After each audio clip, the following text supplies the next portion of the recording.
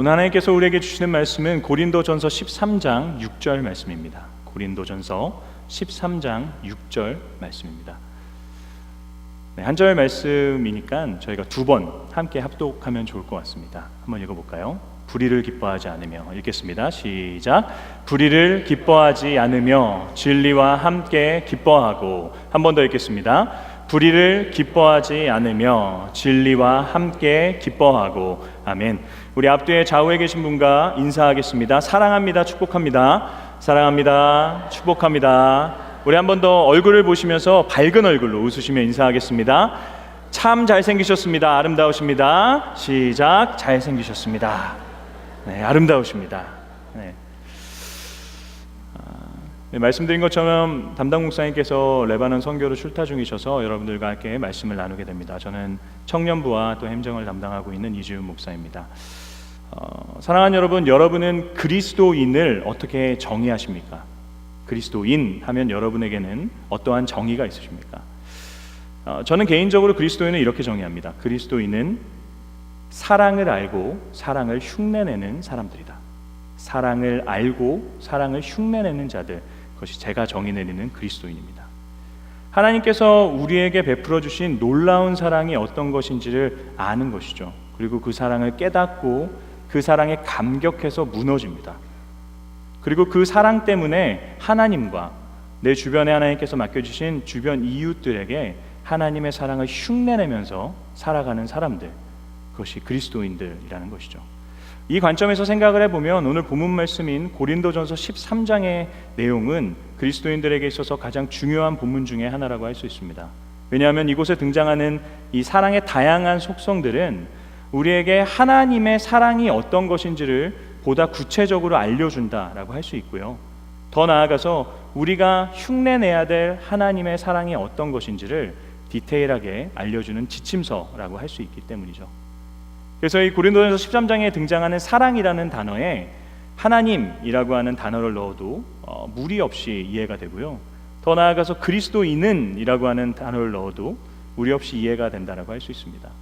오늘 저는 성도님들과 함께 하나님의 사랑을 받은 그리스도인들이 흉내내야 될 사랑, 그 중에서도 불의를 기뻐하지 않고 진리와 함께 기뻐하는 사랑이 어떤 것인지를 함께 살펴보고자 합니다.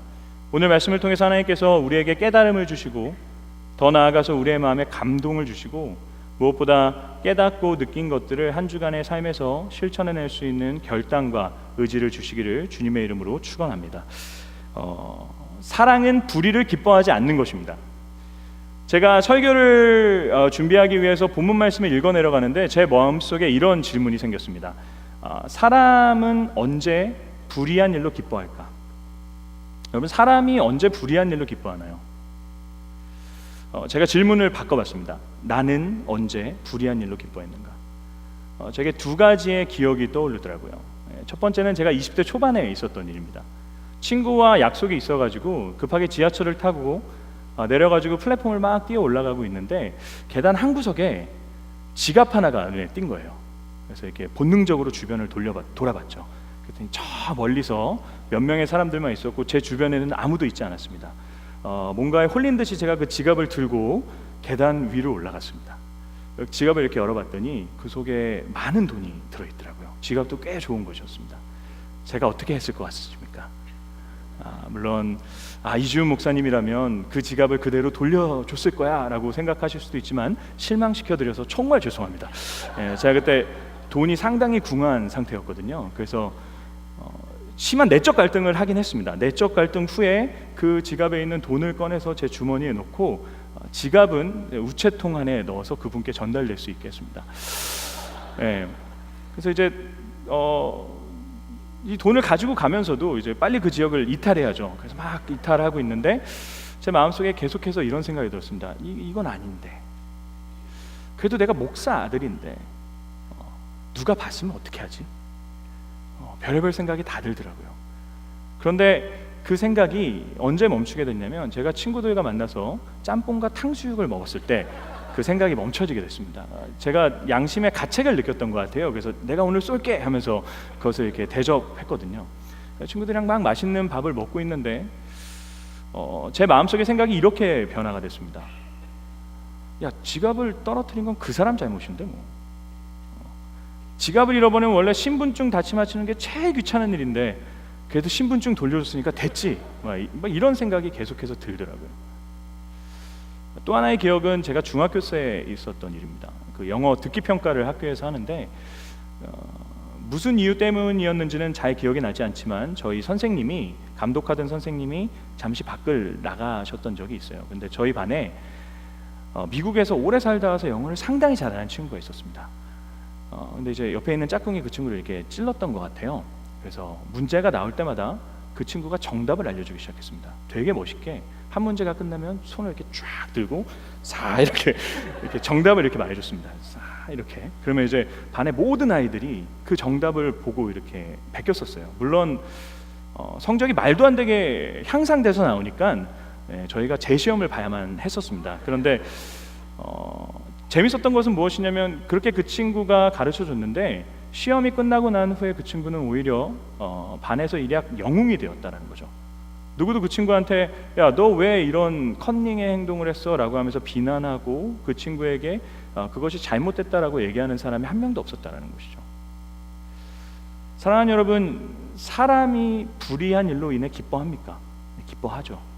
언제 기뻐합니까? 그 불의한 일이 나에게 이익이 될 때 우리는 얼마든지 불의한 일로 기뻐합니다. 이게 생각해보면 사실 되게 무서운 것이라고 할 수 있는데요. 왜냐하면 불의한 일을 경험하거나 불의한 일을 저질렀을 때 우리의 마음속에서 생기게 되는 자연스러운 감정은 기쁨이 아니라 수치심이기 때문이죠. 수치심 그리고 부끄러움이라고 하는 감정이 가장 먼저 생기게 되고, 더 나아가서 그 감정은 자기 자신을 향한 자괴감과 모멸감으로까지 발전하게 되죠. 수치심과 자괴감은 인간에게 부정적인 영향을 미치는 큰 힘이라고 할 수 있습니다. 제가 2주 동안 한국을 다녀왔는데 한국에 가서 되게 놀랐던 것 중에 하나는 뭐냐면, 이렇게 심심해서 집에서 TV를 이렇게 돌려보고 있는데 모든 뉴스에서 나왔던 얘기는 미투 운동에 관련된 것이었습니다. 정말 하루가 멀다 하고 새로운 가해자, 피해자가 등장하게 되죠. 지난주 금요일이었던 것 같은데 제가 인터넷 신문을 우연히 검색하다가 한 가지 충격적인 기사를 발견하게 됐습니다. 미투 운동의 가해자로 지목당했던 배우 조민기 씨가 자살을 했다라는 기사였어요. 제가 그 기사를 읽는데 머릿속에 참 많은 질문들이 생겨났습니다. 그래서 오늘 말씀을 전해야 되니까 그것과 관련된 질문이 제 머리에 꽉 박혔어요. 질문이 뭐였냐면, 무엇이 이 성공했다라고 평가받는 배우 조민기 씨를 극단적인 이 자살이라는 선택까지 몰고 간 것인가? 도대체 무엇이 그분을 이토록 괴롭게 한 것인가? 여러 가지가 있겠죠. 그러나 분명한 것은 바로 수치심 때문이죠. 그분의 공개된 유서 내용들을 보게 되면 이렇게 표현합니다. 자신에게 너무나도 수치스럽고 부끄럽다. 더 나아가서 자신이 가르쳤던 학교의 학생들과 자신이 가르쳤던 그 학교에 너무나도 부끄럽다라는 내용이 적혀 있더라고요. 우리의 행동을 누군가가 봤을 때 누군가가 보고 그 행동이 잘못된 것이다, 너는 불의한 일, 올바르지 못한 일을 저질렀다 라고 평가하고 손가락질을 하면 가장 먼저 저희의 마음속에 생기는 지극히 자연스러운 양심의 반응은 수치심과 부끄러움이다라는 것이죠. 그런데 이 수치심과 부끄러움이라는 감정이 그 행동들이 나에게 이익을 주게 됨으로써 그 이익이 주는 달콤함 때문에 점차 외면하게 된다는 거예요. 인간에게는 자기 방어 본능이 있죠. 자기 이 수치심과 부끄러움이 주는 감정이 너무나도 세기 때문에 자기 자신을 방어하기 위해서 점차 무엇을 만들어냅니까? 자기 합리화를 만들어내죠. 그럴 수밖에 없었던 이유가 있었어. 다른 사람이라도 다 이렇게 했을 거야. 누가 그렇게 정답대로 살아? 내가 불의한 일을 저지를 때 내 속에 생기는 이 모멸감을 견딜 수 없어서 인간은 끊임없이 자기 방어 기제인 합리화를 만들어냅니다. 그 결과 어떻게 되는 줄 아십니까? 더 이상 불의한 일이 나에게 수치로 다가오지 않게 됩니다. 성경은 이것을 양심의 화인 맞은 상태라고 표현하죠. 화인 맞았다라는 것이 어떤 것입니까? 철을 달구죠. 예전에 철을 달궈서 그 쇠로 사람의 몸에 이렇게 각인을 찍습니다. 그 쇠꼬치가 달궈진 쇠꼬치가 몸에 닿게 될 때 어떤 반응이 생기게 됩니까? 울죠. 소리가 지릅니다. 너무나도 괴롭습니다. 그런데 멈추지 않고 계속해서 그 쇠꼬치를 몸에다 대면 어떤 일이 생기는지 아십니까? 점차 고통이 사라지게 됩니다. 왜 그렇습니까? 감각이 마비되는 것이죠. 그것이 화인 맞은 상태입니다. 우리의 양심에 화인을 맞았다라는 것도 동일한 것이죠. 처음에는 내가 저지른 불의한 일, 그것이 수치와 부끄러움으로 다가옵니다.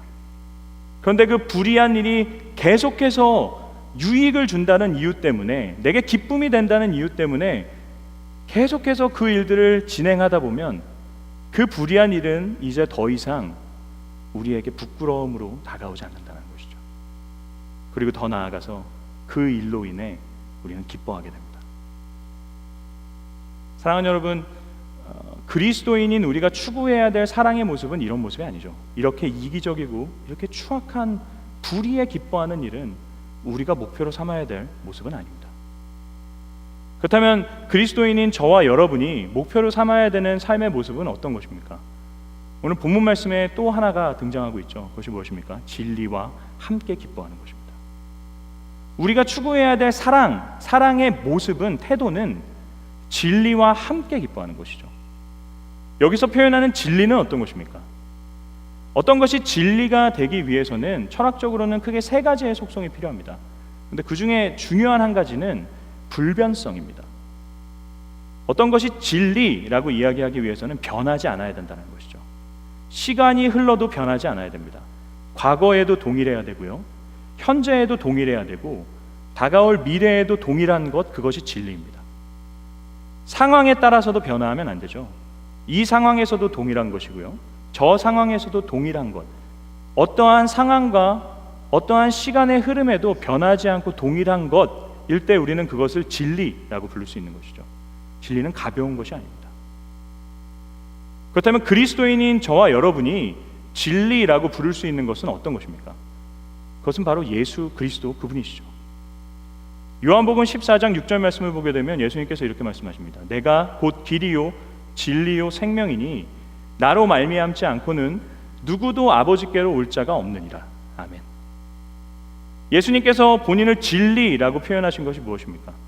과거에도 현재에도 미래에도 아버지께로 올 수 있는 유일한 방법은 오직 나 하나를 통해서다라고 말씀하시는 것이죠.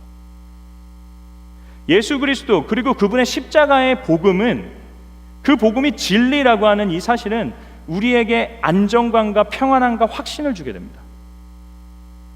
왜 우리가 구원받았다는 확신을 가질 수 있습니까? 우리는 매일같이 무너지죠. 그러나 그 매일같이 무너짐 속에서도 내가 구원받은 자로서 기뻐하고 확신을 가질 수 있는 것은 나의 어떠함에 있는 것이 아니라 하나님의 변치 않으심에 있는 것이죠. 우리는 2000년 전에도 십자가의 복음으로 구원을 받습니다. 우리는 현재에도 그리스도의 십자가의 복음으로 구원을 받습니다. 다가올 미래가 어떻게 변할지 알 수 없습니다. 그러나 그 시대에도 변하지 않고 동일한 것은 우리가 그리스도의 십자가로 구원을 받는다라는 것이죠. 이 확신 위에 우리가 서 있는 것입니다. 진리가 무엇입니까? 진리는 그리스도입니다. 그렇기 때문에 진리와 함께 기뻐한다라고 하는 오늘 본문 말씀은 진리이신 예수님과 함께 기뻐하는 것, 그것이 그리스도인인 우리가 보여야 될 올바른 사랑의 태도다 라고 이해할 수 있는 것이죠. 여기서 중요한 것은 함께 기뻐한다는 것입니다. 여러분, 함께 기뻐하는 것이 쉬운 것 같으십니까? 결코 쉽지 않죠. 혼자 기뻐하는 것 되게 쉽습니다. 혼자 기뻐하기 위해서는 어떠한 노력도 필요하지 않아요. 그런데 누군가와 함께 기뻐하기 위해서는 엄청난 노력이 필요합니다. 왠지 아십니까? 함께 기뻐하기 위해서는 희생이 동반되어야만 하기 때문이죠. 물론 여기는 다 저보다 결혼 생활을 오래 하신 선배님들이시지만, 결혼 생활이 제가 힘들다는 것은 아니고요, 결혼 생활이 힘든 이유가 무엇 때문일까요? 그것은 희생해야 되기 때문이죠. 저는 월요일 날 쉽니다. 월요일 날 이제 하루를 쉬면 저는 되게 게으른 사람이기 때문에 집에서 빈둥빈둥 대면서 TV나 보고 좀 만화책이나 이렇게 뒤적뒤적 거리고 싶은데, 제가 늘 일어나서 길포도 모래 가야 되죠. 제 아내의 기쁨에 동참하기 위해서입니다. 스스로 제가 원하는 기쁨은 그게 아닌데 아내의 기쁨을 함께하기 위해서 자신이 희생해야만 하는 것이죠. 지금 제 아내는 한국에 3개월째 가 있습니다. 말씀드리지만 저 아내랑 싸운 거 아닙니다. 잘 지내고 있습니다. 혼자 있으니까 혼자 기쁨을 누리는 것은 너무나도 편해요. 그러나 누군가와 함께하는 것은 늘 힘듭니다. 왜 이렇게 교회 생활 가운데 어려움이 있을까요? 그것은 교회는 함께 기뻐하는 곳이기 때문이죠. 교회는 나 혼자 기뻐하고 마는 곳이 아닙니다. 교회는 내 옆에 있는 믿음의 형제 자매들과 함께 기뻐하기 위해서 마련된 곳입니다. 내 옆에 있는 이 사람과 함께 기뻐하기 위해서는 때로는 내가 원치 않아도 그 사람의 기쁨을 위해서 포기해야 되는 것들이 있죠. 때로는 내가 원해도 그 사람의 기쁨을 위해서 하지 않아야 되는 것들이 있습니다. 희생이 기쁨에는 반드시, 함께 기뻐하기 위해서는 희생이 반드시 필요하다는 것이죠. 그런데 이 희생에 대해서 우리가 이해할 때 반드시 기억해야 되는 것은 이 희생은 자발적인 희생이다라는 것입니다. 이것은 일방적으로 억지로 하는 희생이 될 수는 없는 것이죠. 만약에 억지로 하는 희생이라면 그것은 희생을 받는 사람의 입장에서는 기쁨이 될 수 있지만 희생을 하는 사람의 입장에서는 기쁨이 될 수 없죠. 함께 기뻐할 수 없습니다.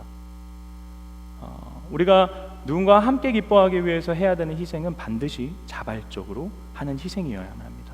이게 가능할까요? 이게 가능합니다. 무엇을 통해서 가능합니까? 뜨겁게 사랑할 때 가능합니다. 누군가를 뜨겁게 사랑할 때 우리는 그 사람을 위해 자발적으로 희생할 수 있게 됩니다. 제가 한국에서 돌아오면서 비행기를 타고 왔는데요. 당연한 얘기죠. 근데 제 앞자리에 그 한 아이를 갓난쟁이를 안고 계신 어머니 한 분이 계셨어요. 제가 비행기에서 잠을 잘 못 잤습니다. 1시간도 못 잤는데 그래서 못 잘 바엔 그냥 딴 거나 하자 하면서 책도 읽고 뭐 영화도 보고 이러고 있는데 그분도 한숨도 못 주무시더라고요. 이 애가 8시간 동안 계속해서 낑낑대면서 울고 뭐 깊은 잠에 들지를 못하더라고요. 그래서 이 엄마가 그 애가 울 때마다 아기띠를 메고 비행기를 돌아다니면서 이 애를 달래주고 있더라고요. 배시넷에 이 아이를 눕히고 나서도 본인이 쉬는 게 아니라 이 아이가 잘 자고 있는지를 확인하기 위해서 배시넷 위를 계속해서 이렇게 보고 있더라고요. 제게 참 감동이 됐던 것은 제가 그분의 표정을 봤는데 그분의 표정이 너무 행복했다는 것이죠. 8시간 동안 잠을 못 잡니다. 애가 낑낑대는 것 때문에 주변 사람들의 시선도 신경 쓰이고요, 피곤하고요. 그 얼굴 속에 막 짜증남과 분노가 있어야 되는데 짜증남과 분노는 온데간데 없고 찾아볼 수도 없고요. 그 속에는 기쁨만이 가득하더라고요. 그분이 이토록 큰 희생을 치렀음에도 불구하고 기뻐할 수 있었던 이유는 무엇입니까? 그 아이를 뜨겁게 사랑했기 때문이죠. 누군가를 뜨겁게, 정말 뜨겁게 사랑할 때 그 사람을 위해서 하는 자발적인 희생은 얼마든지 가능하게 됩니다. 어떻게 예수님과 함께 기뻐할 수 있습니까? 마찬가지입니다. 예수님을 뜨겁게 사랑해야 되죠. 어떻게 하면 예수님을 뜨겁게 사랑할 수 있을까요? 반드시 기억하셔야 되는 것은 예수님의 뜨거운 사랑을 먼저 깨달아야 된다는 것이죠. 사랑은 우리가 만들어내는 것이 아닙니다. 인간은 사랑을 만들어낼 수 없는 존재입니다. 우리가 아는 최고치의 사랑은 예수께서 우리에게 베풀어 주신 사랑이기 때문이죠. 그걸 내가 얼마나 이해하느냐에 따라 이해의 폭만큼 누군가를 사랑할 수 있는 것이죠. 사랑하는 여러분, 저와 여러분에게 정말 그리스도의 십자가를 향한 뜨거운 사랑이 있습니까?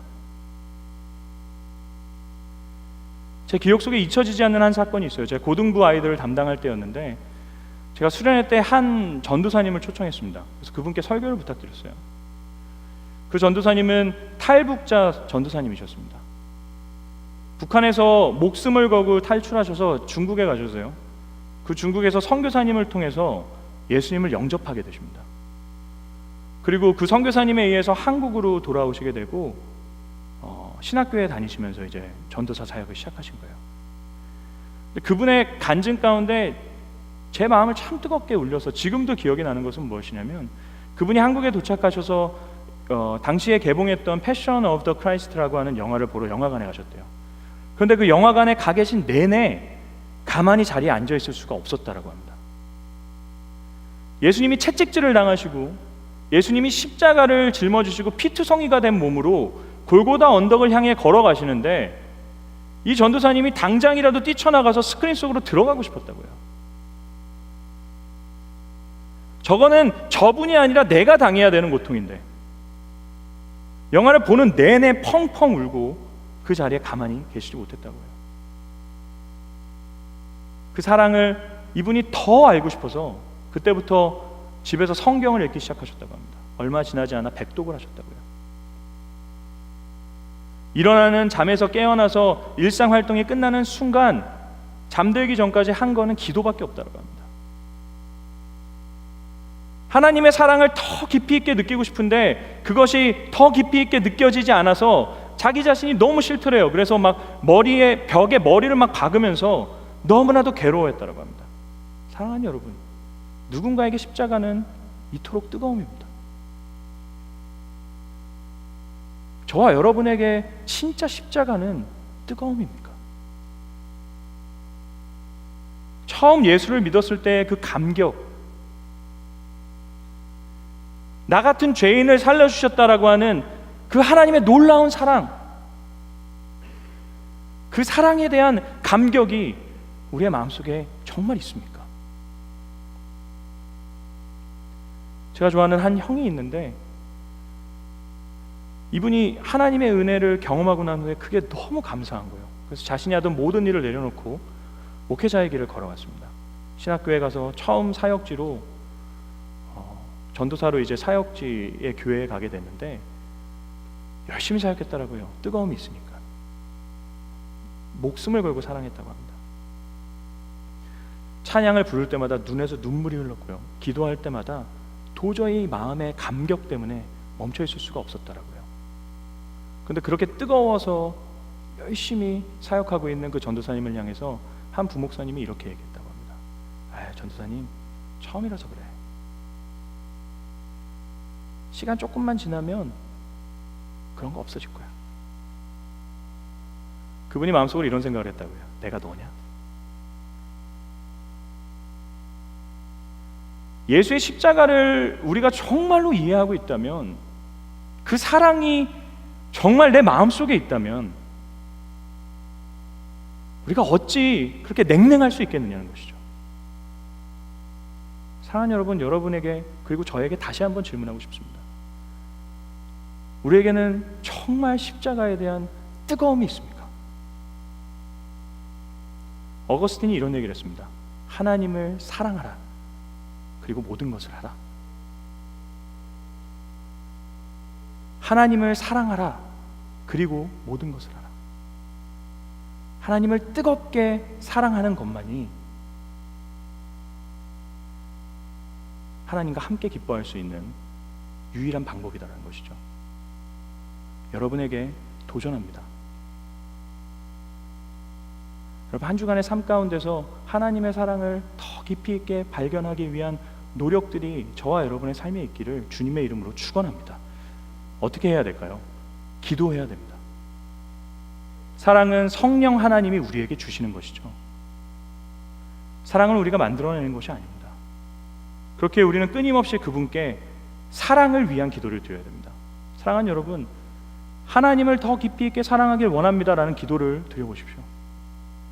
하나님, 내게 필요한 것이 이것입니다. 이거 해주셔야 됩니다. 저거 해주셔야 됩니다. 라는 기도도 중요하지만, 그 기도에 앞서서 하나님, 내가 정말로 주님을 더 뜨겁게 사랑하길 원합니다. 라는 기도를 드려보십시오.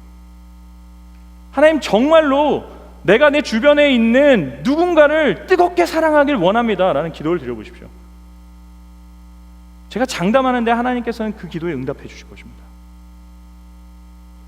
제가 사역을 시작한 그날부터 지금까지도 하루도 거르지 않고 하고 있는 기도는 내게 맡겨주신 사람들을 사랑하게 해달라는 것입니다. 하나님, 제게 그 기도의 응답을 늘 경험하게 해주십니다. 사랑하는 여러분, 우리의 삶의 기도가 조금 더 변화해야 되는 것이죠. 하나님과 기뻐하기 위해서 가장 전제되어야 되는 것은 하나님을 뜨겁게 사랑하는 것입니다. 왜 그렇습니까? 이것이 전제되어야지만 비로소 우리는 하나님과 함께, 진리이신 그분과 함께 기뻐할 수 있는 것이기 때문이죠. 누군가를 뜨겁게 사랑해야지만 그 사람이 기뻐하는 일로 나 역시도 기뻐하게 됩니다.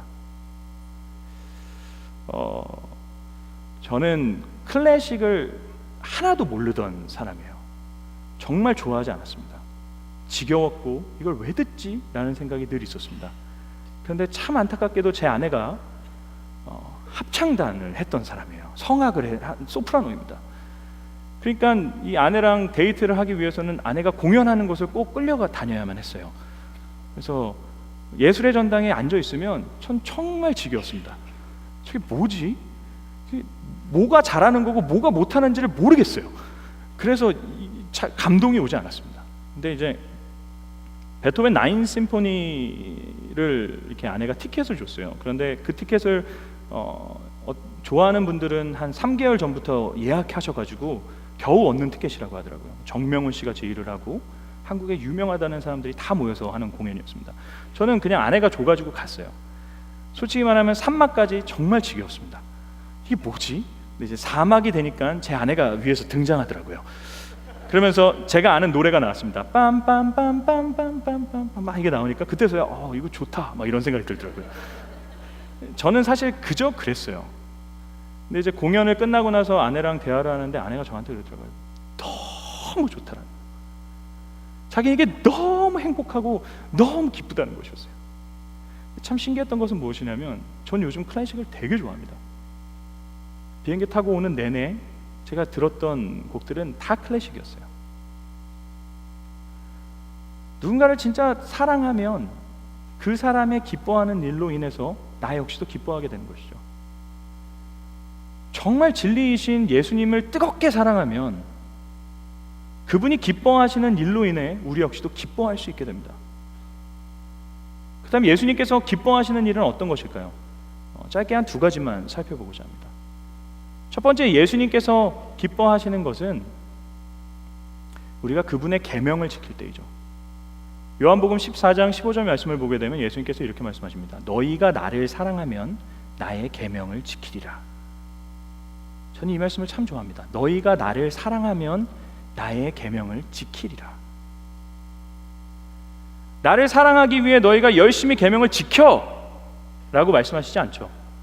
너희가 정말 나를 사랑하면 나를 사랑하는 것에 대한 자연스러운 반응으로 너희가 내 계명을 지키게 될 거야 라고 말씀하시는 거죠. 여러분, 하나님의 계명을 지키기 위해서 노력하시고 그 계명을 지켜낸 경험이 있으십니까?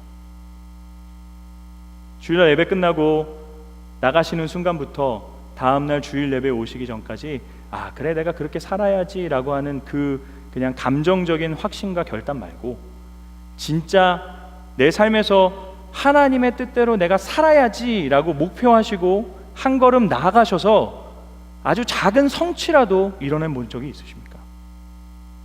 그럼 제가 장담하는데 그것이 기쁨이 되실 것입니다. 그건 정말 기쁨이 되실 것입니다. 제가 가르쳤던 한 친구 중에 입이 참 험했던 애가 있었어요. 뭐만 하면 욕이었습니다. 제가 그 친구랑 녹음 이렇게 그 친구한테 뭘 제가 주문했냐면 네가 하루에 욕 몇 번 하는지 세어봐. 자기가 의식적으로 욕할 때마다 핸드폰에 적었다라고요. 저한테 갖고 왔는데 이 아이가 충격이 돼서 왔어요. 목사님, 제가 하루에 300번도 넘게 욕을 해요. 제가 그 친구랑 이런 얘기를 했습니다. 내가 어디서 읽었는데 동물성 언어는 다 욕이래. 그러니까 식물성 언어로 바꿔. 그래서 개 하지 말고 이 장미 같은 놈 뭐 이렇게 표현하라고. 듣는 사람도 좋고 너도 욕을 안 해서 좋을 거야. 그래서 정말 그 친구가 이것을 듣고요 하기 시작했습니다. 이게 중요한 거죠. 한 걸음 나가더라고요. 300번이었던 게 줄어들기 시작했습니다. 그 친구가 그것을 인해서 너무 기뻐하고 행복해하더라고요. 하나님의 계명을 지키면 우리에게 그것이 기쁨이 됩니다. 왠지 아십니까? 저희가 원래 창조된 목적이 그거이기 때문이에요. 저희가 죄악에 물든 죄인이라서 하나님의 계명을 어기며 사는 것이 편해진 것이지, 원래 하나님께서 우리에게 계획하신 그 삶의 어떤 그 기준들은 그분의 계명에 맞추는 것이죠. 원래 가야 되는 길을 가면 우리는 기뻐하게 됩니다. 여러분, 누군가를 미워하고 누군가를 저주하던 것을 멈추시고 누군가를 사랑하기 시작하면 우리에게 기쁨이 생기게 됩니다.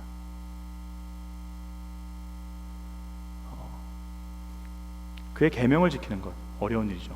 어떻게 할 수 있을까요? 말씀을 준비할 때 제 머릿속에 네 단어가 올랐습니다. 2000년도 초반에 유행했던 단어, 네 단어인데요, 이겁니다. WWJD 아십니까? What would Jesus do? 입니다. What would Jesus do? 예수님이라면 어떻게 하셨을까? 우리의 머릿속에, 우리의 마음속에 각인시켜야 될 네 단어라고 생각합니다. What would Jesus do? 이 교회를 나가는 순간부터 펼쳐지는 삶의 환경들 속에서 어떠한 말을 하기 전에, 어떠한 행동을 하기 전에, 어떠한 생각을 하기 전에, 어떠한 결정을 내리기 전에 우리가 반드시 스스로에게 던져야 되는 질문이 이거인 것이죠. What would Jesus do? 예수님이라면 지금 이 상황에서 어떻게 하셨을까? 누군가가 날 열받게 했습니다. 감정의 변화가 생겼습니다. 그때 잠시 멈춰서 한 발 멈추는 것이죠. 그리고 질문하는 것입니다. What would Jesus do? 우리의 삶의 이 네 단어를 마음에 품고 살아가는 삶의 환경들 속에서 이 질문에 대한 답을 끊임없이 고찰하면, 제가 장담하는데 우리의 삶에 그를 사랑하는 것 때문에 그의 계명을 지키는 일들이 일어나는 것이죠. 그리고 그의 계명을 지키는 삶은 고지식해 보이고 피곤해 보이고 귀찮아 보이기도 하지만 그 계명을 지켰을 때 느껴지는 기쁨이 있다는 것입니다. 그와 함께 기뻐할 수 있는 것이죠. 사랑하는 여러분, 오늘 이 교회를 떠나시며 여러분의 마음판에 이 네 단어가 심겨지기를 주님의 이름으로 축원합니다. What would Jesus do? 그의 계명을 지키는 것이죠. 두 번째, 예수님께서 기뻐하시는 것이 어떤 것일까요? 그분이 가장 기뻐하시는 것은 잃어버린 자가 그에게 돌아올 때입니다. 탕자의 비유를 통해서 알 수 있죠. 집을 떠났던 둘째 아들이 다시 돌아오게 될 때 아버지는 그 어떤 것보다 큰 기쁨을 느끼십니다. 그로 인해 가장 즐거움을 느끼시죠. 예수님과 함께 기뻐하기 위해서 예수님이 기뻐하시는 일을 저희가 행해야 됩니다. 그것이 무엇입니까? 잃어버린 자를 향한 간절한 소망의 마음을 품어야 된다는 것이죠. 제가 사역을 하면서 가장 짜릿할 때가 언제인지 아십니까? 수련회가 끝나고 예배가 끝나고 집으로 돌아가는데 가끔씩 이런 문자를 받을 때가 있어요. 목사님, 제가 오늘 예배를 통해 하나님을 만났습니다. 제가 오늘 예배를 통해서 하나님을 경험했습니다. 여러분, 이런 문자를 받을 때 얼마나 짜릿한지 아십니까? 소름이 끼칩니다. 하나님께서 제 가슴에 훈장 하나 달아주시는 것 같아요. 지훈아, 수고했어. 그 기쁨은 제가 장담하는데 어떤 기쁨과도 비교할 수 없습니다. 사랑하는 여러분, 여러분 옆에 하나님께서 붙여주신 그분들은 누구십니까? 하나님께서 보게 하시는, 아직 아버지의 사랑을 알지 못하고 아버지를 떠나 있는 그 막내 아들은 누구입니까?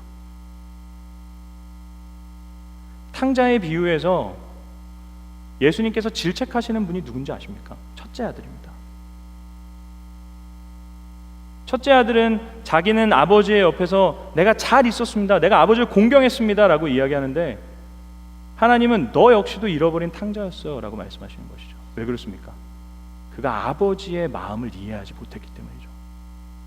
매일 아침 그 아들을 기다리기 위해서 문 밖으로 나가는 아버지를 보면서도 그 아버지의 간절한 마음이 어떤 것인지를 알면서도 그는 둘째 동생을 찾으러 길을 떠나지 않았다는 것이죠.